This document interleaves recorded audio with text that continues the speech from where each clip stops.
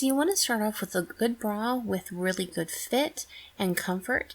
Remember, this is a performance bra. You're going to be moving with this, so you want to make sure that it moves the way that you want it to, no matter what type of dance that you're doing.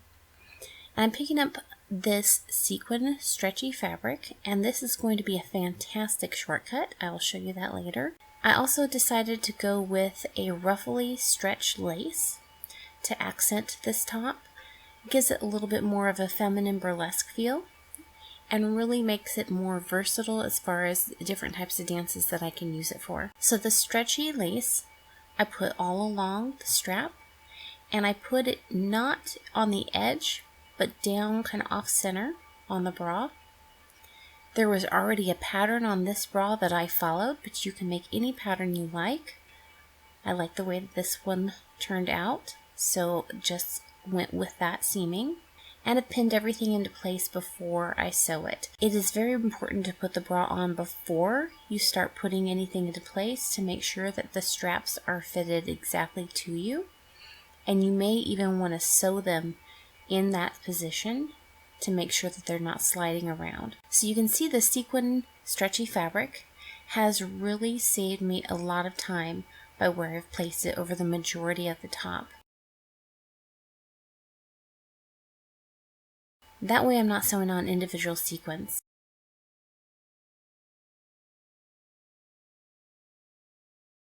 Believe it or not, this is actually a duct tape brand. These tiny little black rhinestones that I'm placing down the center of the lace. I have tacked the lace into place first, stitching it down so that it does not move while I'm putting an accessory on top of it. And I will go back through this accessory as well and tack that one into place. These are beads. All these products I found at Joann's Fabrics, but you can probably find whatever you need at your local craft store. These beads I've taken off the fishing line that they string them on, doubled up my sewing thread, and I'm stringing them on that. I will then lay the new line that I've made in place, creating a pattern that I want, and going back through and tacking that down about every 3 to 5 beads.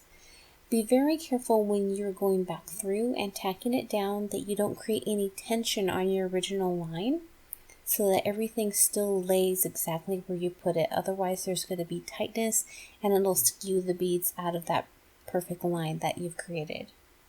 So you can see that's the line that I wanted, just there, right where the underwire would be. And now I'm slowly tacking it into place now that I've measured it.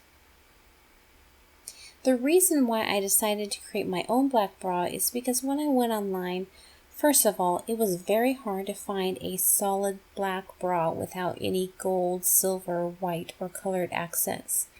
And the ones that I could find were either very tribal or very cabaret. There was no mix. And I wanted this to be a more versatile top so that I could use it for more than one style of dance.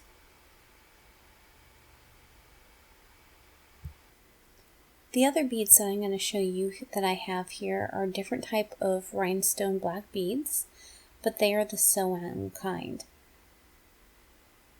There are kinds that you can glue on, kinds with a sticky back to them.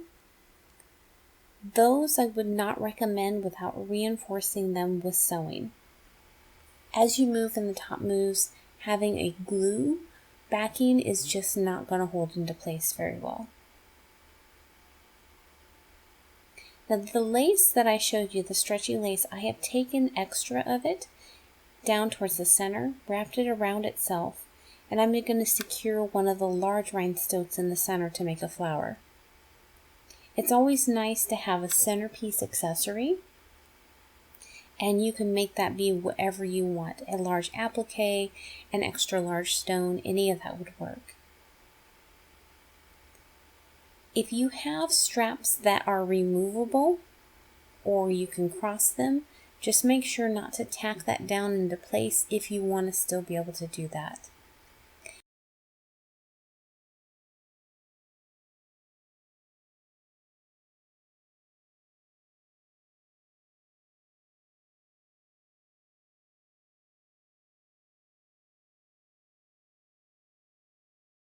Now these rhinestones, I've put chalk on the back of them, place them in the pattern that I want. It's a floral pattern. Press them down to make the indent. And now I'm going to go back through with the chalk and redraw those lines so I can see them a bit better, so you know exactly where to tack each stone into place, as these are the sew-on kind. And that'll keep my pattern.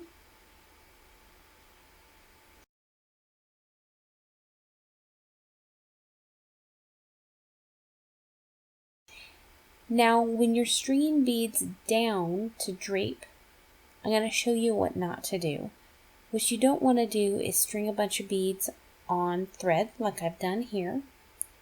Tack them all into one corner and then wrap them around to see where you want them to meet on the other corner and tack them into place there, cutting off the excess.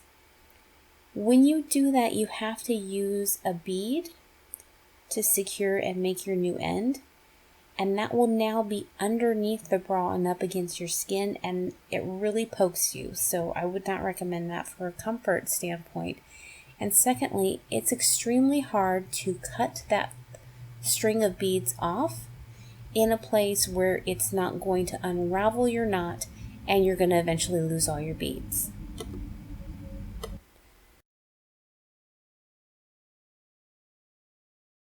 So instead, what you want to do is you want to start by making a knot where you want to start your beads, string them on the string there, give yourself enough string to do so. When you reach the part where you want to end, then tack it into place on the other side. It is always best to do this while wearing your costume so you can see exactly where it's going to fall.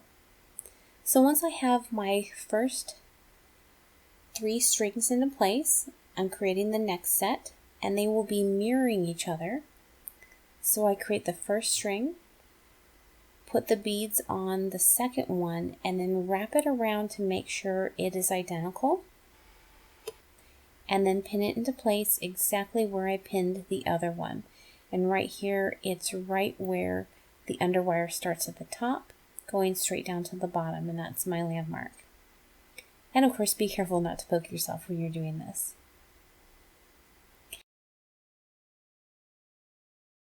So this is the pattern I like. You can make any pattern you want.